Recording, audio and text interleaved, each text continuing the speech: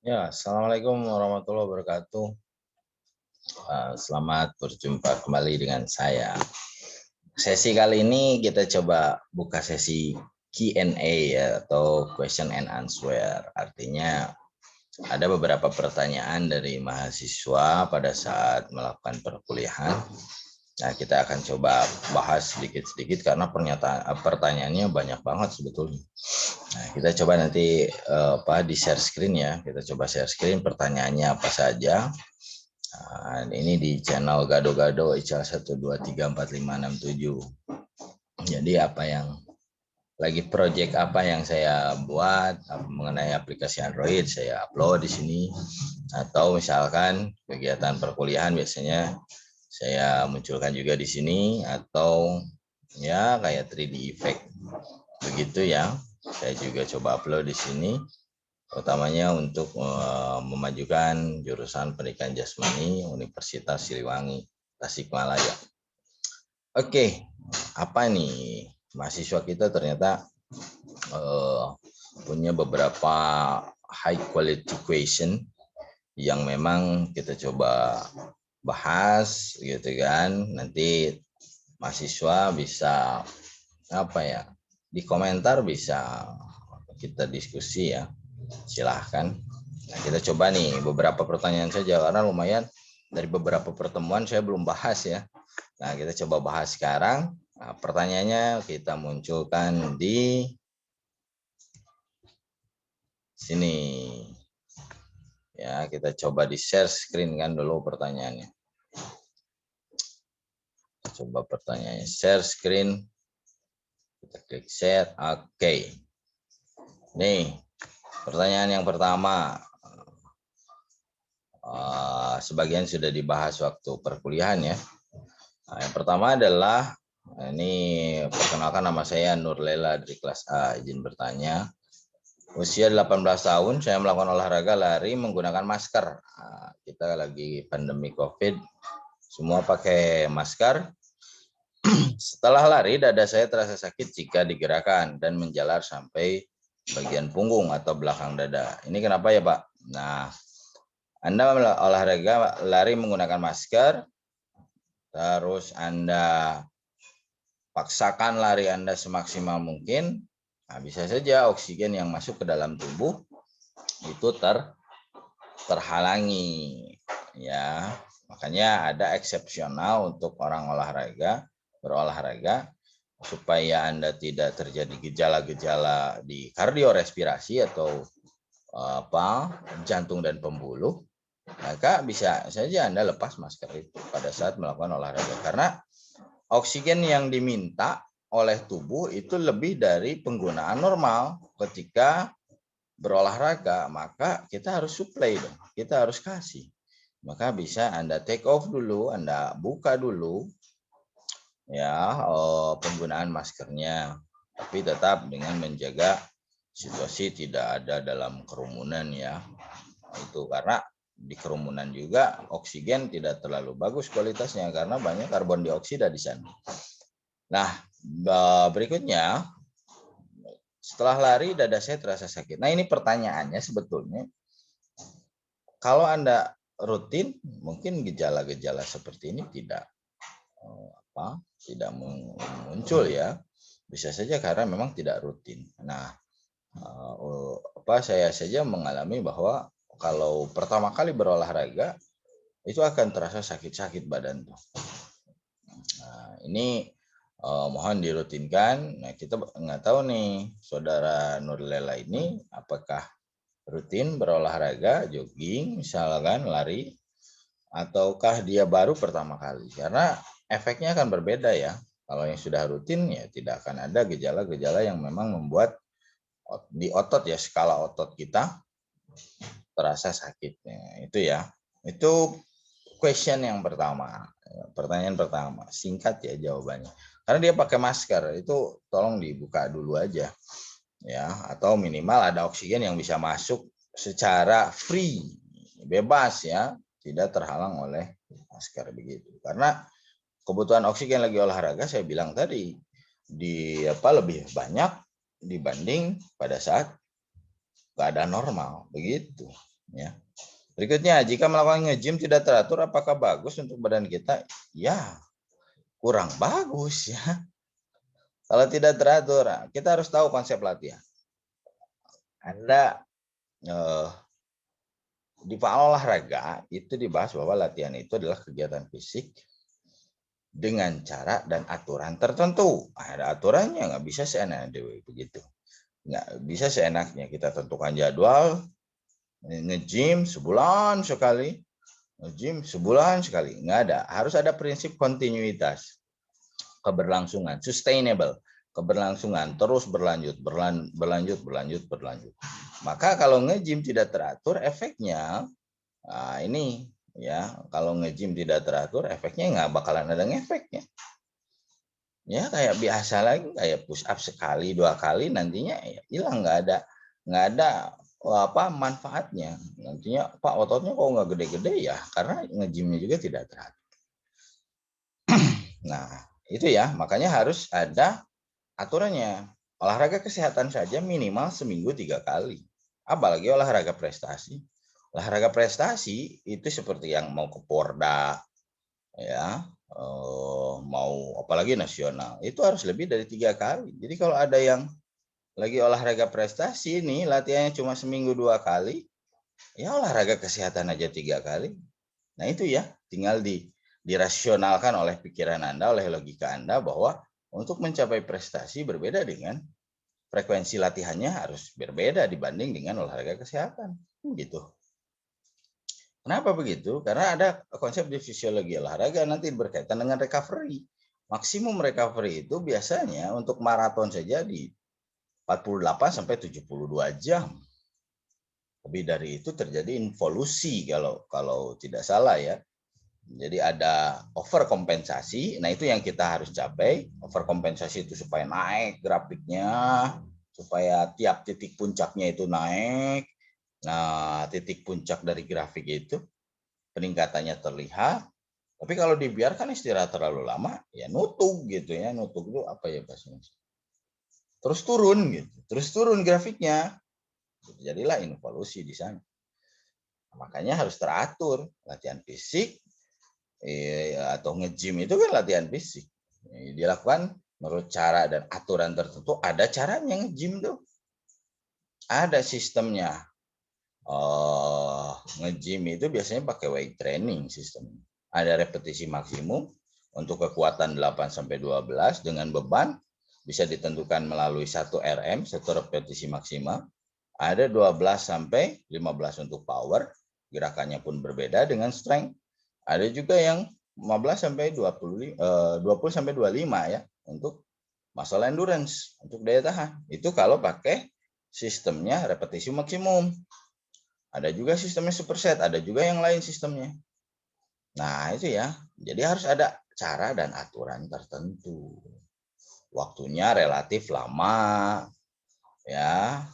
Bebannya meningkat secara progresif, bertahap, tidak langsung top nantinya to bottom. Biasanya kita nggak tahu beban awal kita nih.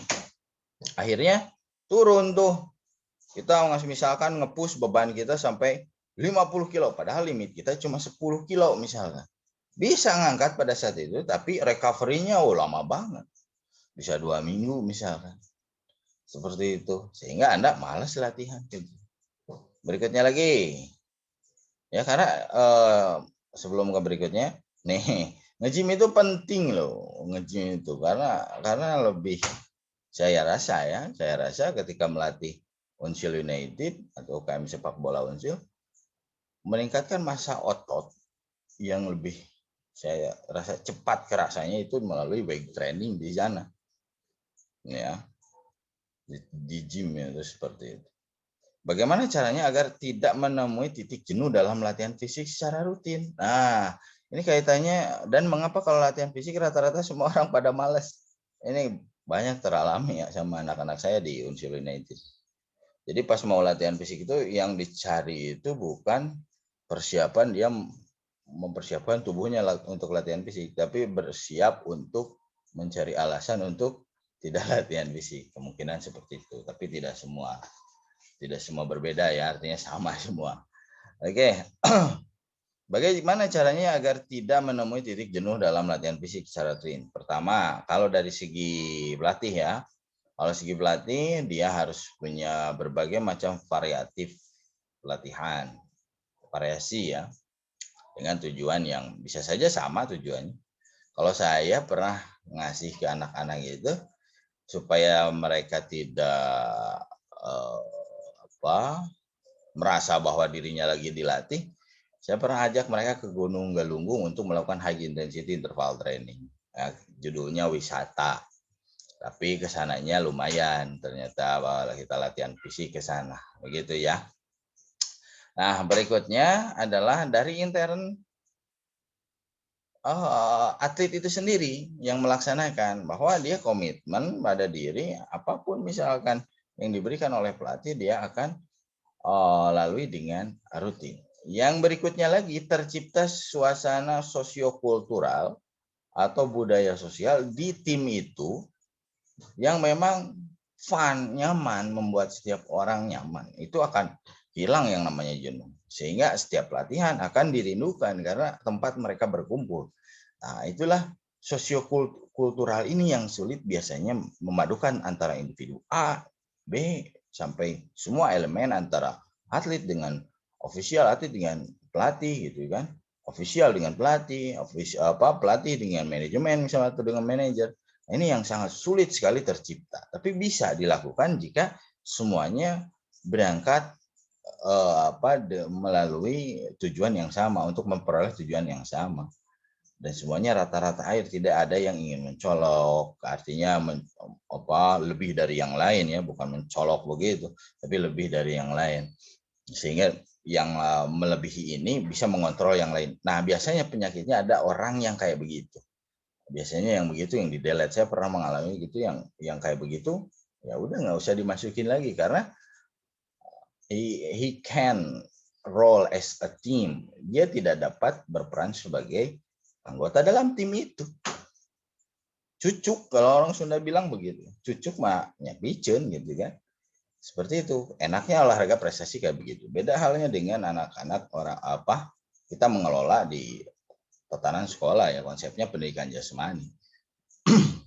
Penjas dengan kepelatihan itu saya pernah bilang bahwa penjas dan kepelatihan itu ibarat two side of a coin, different side but still connected. Artinya berbeda sisi tapi masih berkaitan, masih ada hubungannya. Kita carinya selalu perbedaannya saja, tapi connectingnya belum kita dapat di sana. Dan itu harus kita bareng-bareng sama akademisi di kampus, beserta praktisi. Karena akademisi dengan praktisi harus sejalan, utamanya akademisi dan praktisi olahraga. Dan mengapa kalau latihan fisik rata-rata semua orang pada malas? Ya iya pasti karena capek.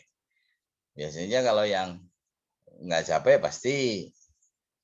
Ya, tapi ada, kalau saya pernah punya squad di Unsilin itu, saya punya squad yang memang pada saat itu mereka gila sama latihan fisik. Artinya kompak banget segala macam. Itu pernah saya alami begitu.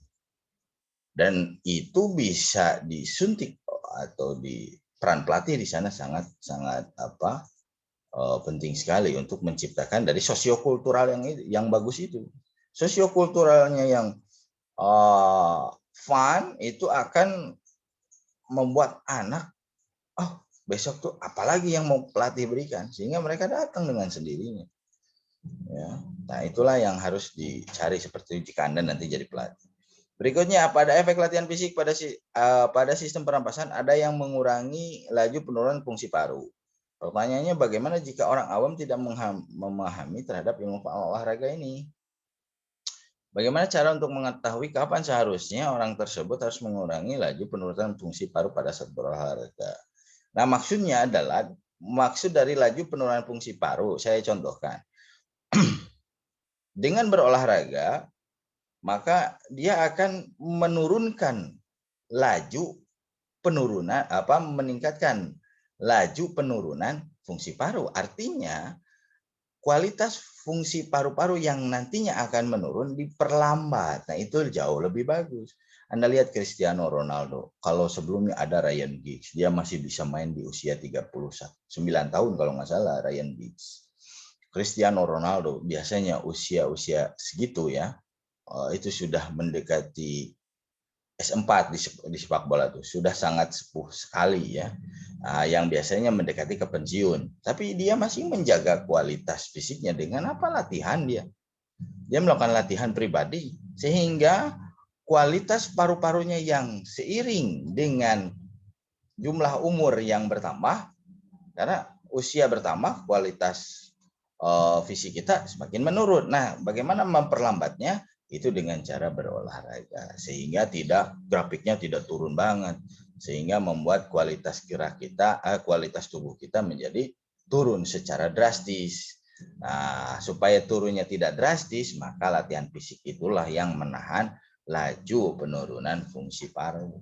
Makanya Anda yang rajin olahraga sekarang ya harus continue, jangan terputus nanti. Apalagi Anda masuk tingkat 3 yang memang kuliah prakteknya nggak ada.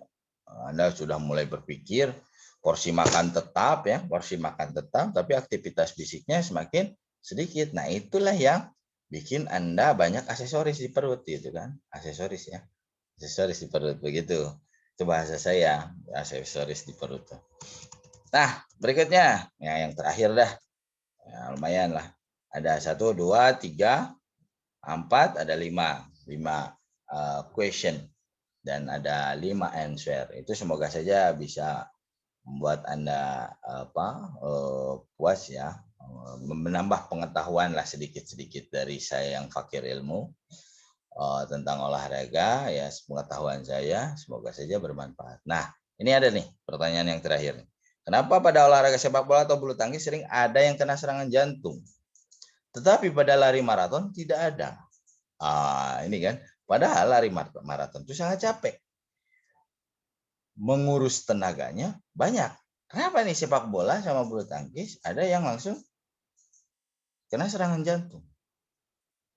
Kalau nggak salah yang terbaru itu yang Euro kemarin ya, itu jantung ya. Saya belum update lagi lebih dalam tuh. Christian Eriksen, pemain Inter Milan. Beliau main di asal negaranya adalah Denmark kalau nggak salah. Banyak juga yang kena serangan jantung. Kenapa? Karena intensitasnya berbeda. Kalau maraton flat, intensitasnya konstan. Jarak jauh, maka intensitasnya dikonstankan. Tidak ada tinggi, tiba-tiba rendah, sedang, ya, submaksimal misalkan, maksimal, supramaksimal. Nah, kalau sepak bola dengan bulu tangkis itu intensitasnya berubah-ubah. Di fisiologi olahraga ada yang namanya recovery untuk intensitas olahraga dengan intensitas yang berubah-ubah. Karena yang mempengaruhi denyut jantung kita kerjanya berat atau tidak itu adalah intensitas. Makanya intensitas itu berat ringannya suatu aktivitas. Ciri utamanya intensitasnya rendah atau tinggi adalah kalau tinggi itu cepat timbulnya kelelahan. Kalau lama timbulnya kelelahan, ya intensitasnya rendah begitu. Nah, makanya banyak yang kena serangan jantung. Bisa saja melebihi kemampuannya atau denyut nadi maksimalnya sudah terlampaui. Bisa saja begitu. 220 kurangi usia kan, atau pakai aktivitas 5 menit. Nanti Anda belajar di ilmu kepelatihan atau pendidikan kepelatihan kalau salah. Pendidikan apa ya? Kebugaran, bukan kepelatihan. Nanti ada mata kuliahnya pendidikan kebugaran di tingkat 3 ya. Anda akan pelajari itu nanti. Nah, makanya kenapa kok berbeda antara maraton dengan olahraga sepak bola dan bulu tangkis? Karena olahraga sepak bola dan bulu tangkis itu intensitasnya berubah-ubah. Maka bentuk latihannya pun berbeda dengan orang yang lari maraton. Olahraga sepak bola ada tinggi, ada rendah, ya otomatis harus ada intensitas seperti itu larinya. Ada stop and go, dia sprint, mengubah arah seketika, dia berhenti, dia mengubah arah seketika, atau change direction. Saya selalu kasih ke anak-anak change direction, mengubah arah. Dipertahankan bisa nyampe 15 menit di sana. Karena how to strengthening ya, bagaimana untuk menguatkan muscle-nya, bagaimana kita membuat kuat otot kita beradaptasi secara fisiologis pada beban yang nantinya akan dihadapi pada saat sepak bola misalkan. Kalau saya, makanya porsinya ya misalkan kalau lari maraton ya jogging mungkin selama mungkin dengan target waktu yang diberikan.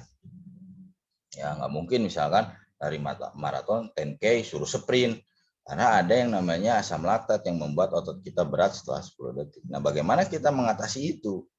Ya, Anda paksakan asam laktat numpuk, ya kram nantinya.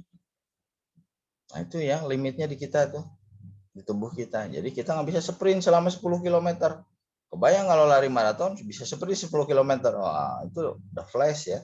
Luar biasa. Makanya perbedaan utamanya adalah di olahraga sepak bola itu, kalau sepak bola bulu tangkis intensitasnya berubah-ubah. Apalagi bulu tangkis, nggak ada lagi main dia rehat dulu. Ya, artinya denyut jantungnya kerja ekstra. Makanya dia harus dikasih bentuk latihan yang sama dengan situasi pertandingan. Even more, dan harus lebih. Bahkan harus lebih. Artinya bukan lebih di durasinya saja. Bukan di durasi, tapi di beban, di intensitasnya itu. Saya ngasih bentuk latihan kayak walk and run. Saya di sepak bola nggak ngasih bentuk latihan jogging dengan intensitas rendah. Ya jarak jauh begitu. Bukan mendiskreditkan bentuk latihan itu, bukan. Tapi saya lebih ke bagaimana sih membuat sebuah latihan, menyusun sebuah latihan yang memang karakteristiknya cocok dengan cabang olahraga yang saya tekuni, yaitu sepak bola. Makanya saya kasih anak-anak walk and run, jalan, kan di sepak bola ada jalannya tuh, nggak mesti jogging terus karena nantinya wasting juga energi di sana. Ada saatnya jalan dia, makanya harus jadi pemain harus smart begitu. Bagaimana memaintain energi, mengatur energinya, karena energi manusia itu ada limit. Ya, lagi main 90 menit misalnya di sepak bola, nggak mungkin intensitasnya tinggi terus. Karena ada intens, ada recovery di sana. Berapa menit kita recovery untuk mengcover tadi yang sudah intens itu. Intensnya misalkan 10 menit. Pressure tinggi. Maka dia harus recovery. On game, bagaimana delay mainnya, temponya diturunkan, kan begitu. Ada yang suka begitu. Jadi nggak bakalan dari 0 menit sampai 90 menit on fire semua. Karena ada yang namanya limitation. Kecuali kalau VO2 max-nya di atas 70 semua. Ya. VO2 max-nya di atas 70 luar biasa, di level berapa tuh? 16 ke atas kalau nggak salah. Level 70. Level 14 saja hanya 60 di blip test tuh. Anda pernah dengar mungkin di blip test? Tuh, Anda di tes fisik nih, tuh suaranya ada, tuh lagi ketika ada suara Anda jogging. Maka latihan yang harus Anda lakukan harus menyerupai karakteristik pertandingannya. Nah, ini sepak bola nih, atau bulu tangkis. Beda intensitasnya dengan lari maraton. Yang memang betul sangat capek, karena lari maraton menggunakan semua energinya habis. Mulai dari di ATP-PC-nya semuanya habis. Glikogen cadangan energinya dari glikogennya habis semua. Karena berjam-jam dipakai. Makanya kalau maraton nggak ada penyisihan, nggak ada perempat final, nggak ada. Satu kali aja begitu. Karena recovery-nya lama. Ya, itu ya. Makanya kalau supaya tidak kena serangan jantung, ya ini usahanya kita ya. Maka latihannya harus menyerupai karakteristik pertandingan supaya fisiologi tubuhnya benar-benar beradaptasi. Itu ya. Dan di jenjang usia yang tepat.